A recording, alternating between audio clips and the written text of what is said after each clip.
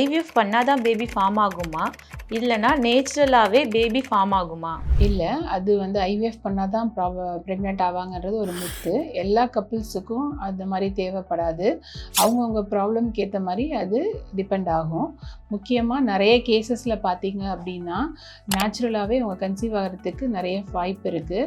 அதுக்கு சிம்பிளாக அவங்க சில விட்டமின்ஸு அந்த மாதிரி நியூட்ரசெப்டிக்கல்ஸ் எடுத்துக்கலாம். அப்புறம் அவங்களுக்கு ஓவுலேஷன் நடக்குதான்னு பார்க்குறதுக்கு ஓவுலேஷன் இன்டெக்ஷன் டேப்லெட்ஸ் கொடுப்பாங்க. அது மூலமாக அவங்களுக்கு ஃபாலிக்கிள் ஸ்டடி பண்ணி ஓவுலேஷன் நடக்குதான்னு பார்த்தாலே கன்சீவ் ஆகிடுவாங்க. 3வது அவங்க லைஃப் ஸ்டைல் சேஞ்சஸ் எல்லாம் சரி பண்ணாலே நிறைய கப்புள்ஸ் கன்சீவ் ஆகிடுவாங்க. சில பேருக்கு மட்டும் ஐவிஎஃப் தேவைப்படும். அதுக்கு முக்கியமான காரணம் பார்த்தீங்க அப்படின்னா மேல் ஃபேக்டர், அதாவது ஹஸ்பண்டுக்கு ஸ்பெர்ம் கவுண்ட் மொட்டிலிட்டி ரொம்ப கம்மியாக இருக்குது, இல்லை கவுண்ட் இல்லாமல் இருக்குது, அவங்க டெஸ்டிஸ்லேருந்து ஸ்பெர்ம்ஸ் எடுக்கிறாங்க அப்படின்னா கண்டிப்பாக ஐவிஎஃப் பண்ணணும். அப்புறம் ஃபீமேல் பார்த்தீங்க அப்படின்னா அவங்களுக்கு டியூப்ஸ் ரெண்டும் பிளாக் ஆகிருந்துச்சுன்னா ஐவிஎஃப் தான் ஒரே ஆப்ஷன். சில கப்புள்ஸ்க்கு இதெல்லாம் பிரச்சனை இல்லாமல் இருந்தாலும் அவங்க நிறைய தடவை ட்ரை பண்ணி கன்சீவ் ஆகாமல் இருந்தாங்கன்னா ஐவிஎஃப் ஆப்ஷன் போகும்.